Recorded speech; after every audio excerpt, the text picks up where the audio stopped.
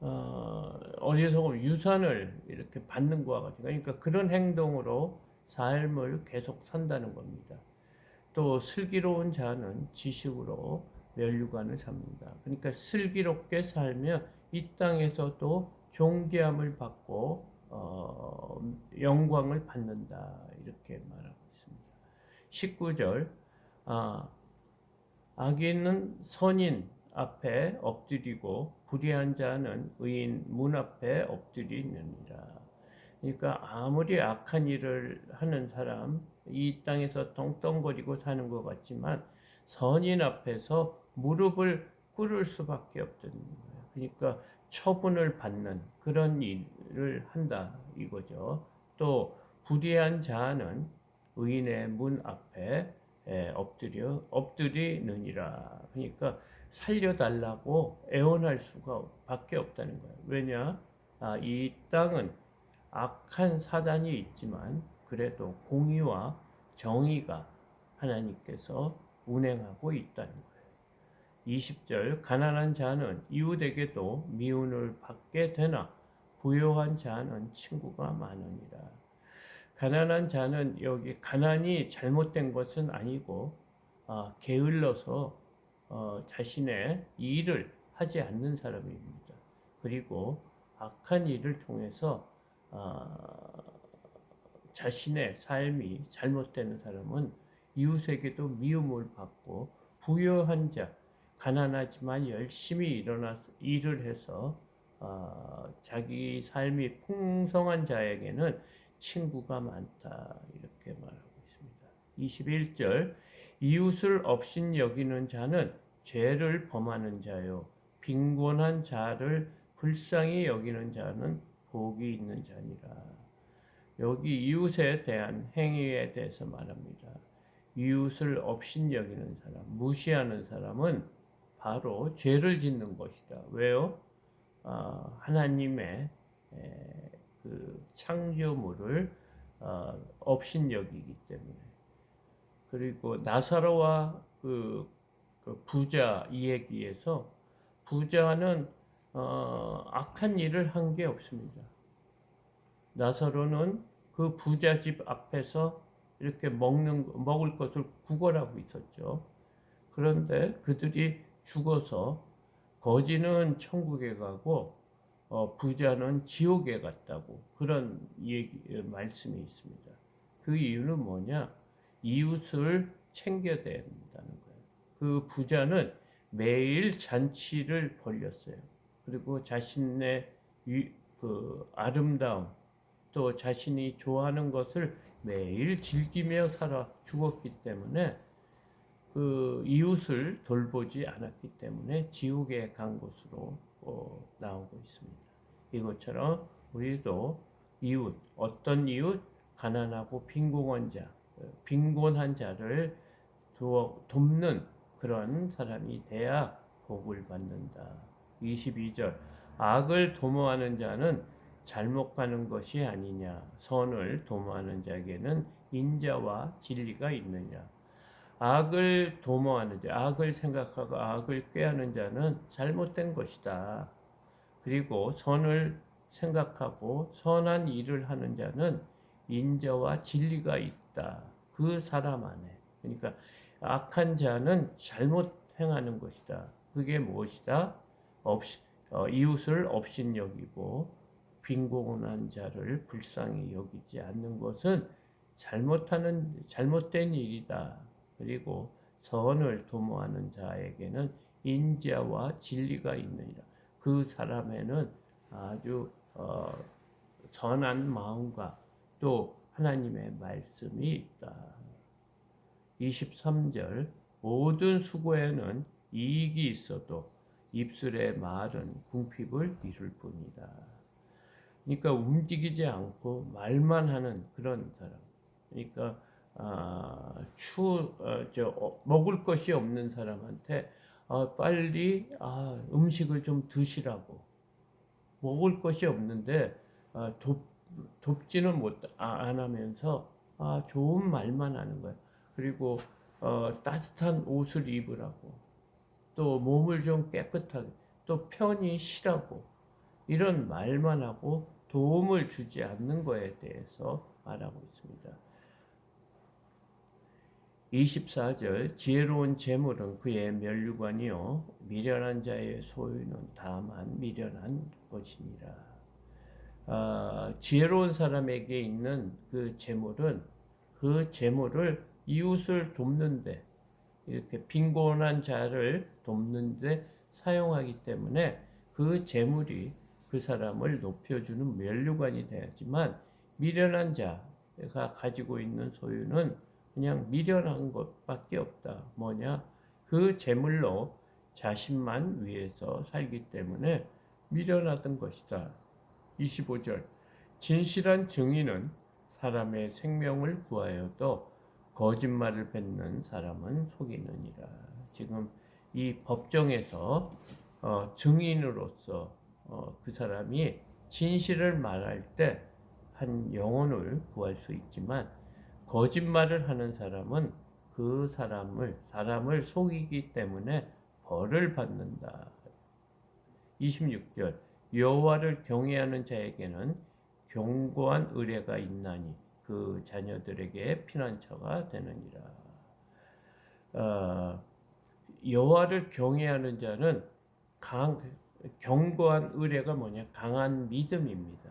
강한 믿음이 생겨서 그 자녀들이 그걸 보고 여호와를 믿기 때문에 여호와에 사는 것이 피난처가 된다. 우리의 위험한 곳을 피하는 그 피난처가 될 것이다.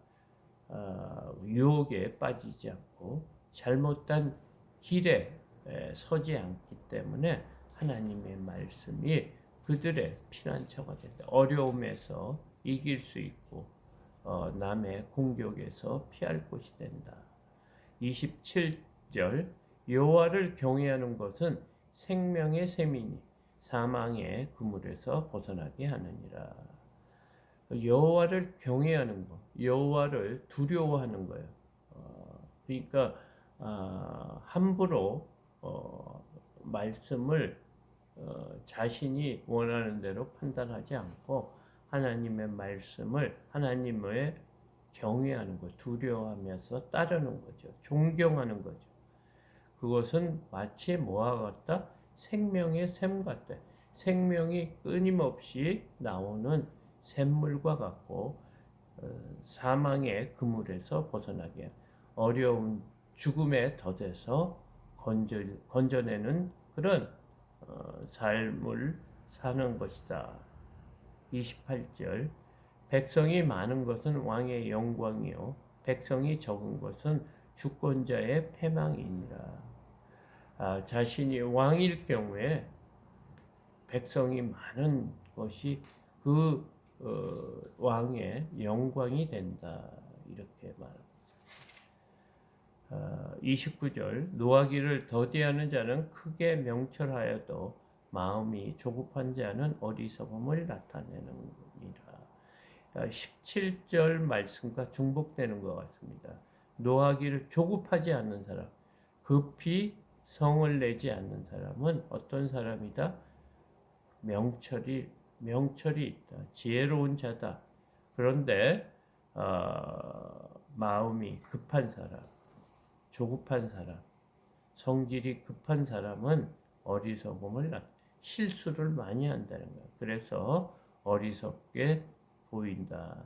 30절 평온한 마음은 육신의 생명이나 시기는 뼈를 썩게 하느니라. 마음에 평온한 사람, 마음이 뭐라고 할까?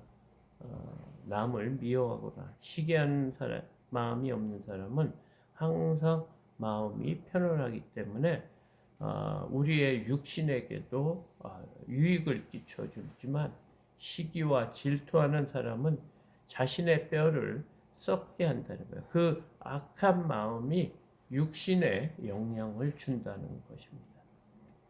가난한 사람을 학대하는 자는 그를 지으신 이를 멸시하는 자다. 아까 악인이 이웃을 업신여기는 자와 똑같은 겁니다. 이게 가난한 자를 학대하는 자는 왜 나쁜 것이냐? 그를 지으시니 하나님을 멸시, 비난하는 것이기 때문이다.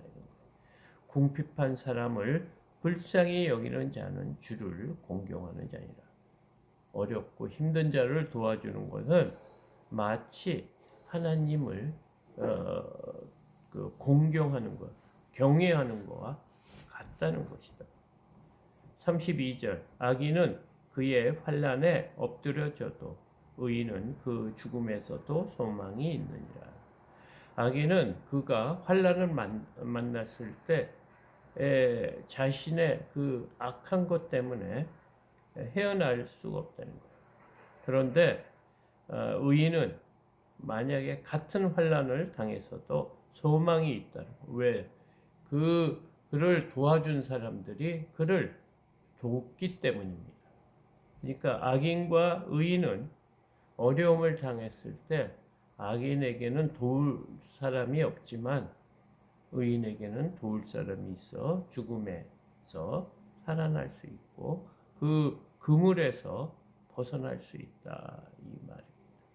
33절 지혜는 명철한 자의 마음에 머물거니와 미련한 자의 속에 있는 것은 나타나느니라. 지혜는 명철한 자의 머물다. 그러니까 지혜로운 자, 슬기로운 자는 항상 지혜를, 명철을 마음에 이렇게 가지고 있다. 그리고 미련한 자의 속에 있는 것, 그러니까 미련한 자는 자신의 속에 있는 것을 다 드러내고 있다는 거예요. 미련한 그것을 드러내고 있다.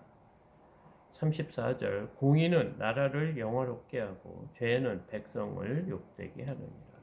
그러니까 나라를 다스리는 위정자나 최고 통치자가 공의롭게 나라를 다스리면 그 나라는 부강해지지만 악하고 또 불법을 행하고 또 공정하지 않고 자신의 유익만을 생각하며 나라를 다스릴 때는 그 백성들이 힘들어지고 어려워진다 이렇게 말하고 있습니다. 35절 슬기롭게 행하는 신하는 왕에게 은총을 입고 욕을 끼치는 신하는 그의 진노를 당하느니라. 그러니까 우리가 왕은 그 임금은 이 나라의 통치자들은 공의와 정의로 또 국률한 마음으로 또 통찰력이 있는 지혜로운 마음으로 이 나라를 다스려야 된다 이겁니다. 그래서 신하가 슬기롭게 정의롭게 의롭게 행하면 그것을 알 수 있는 사람이 통치자이기 때문에 그에게 은총을 주지만 욕을 끼치는 신하, 불법을 하고 자신의 유익을만을 생각하고 악한 일을 하는 자에게는 그 통치자가 진노를 내린다 이렇게 말하고 있습니다. 오늘도 이 잠언을 통해서 우리의 이 땅에 사는 사람의 지혜를 말해주고 있습니다. 오늘 하루도 승리하는 저와 여러분이 되시기 바랍니다. 주기도문으로 새벽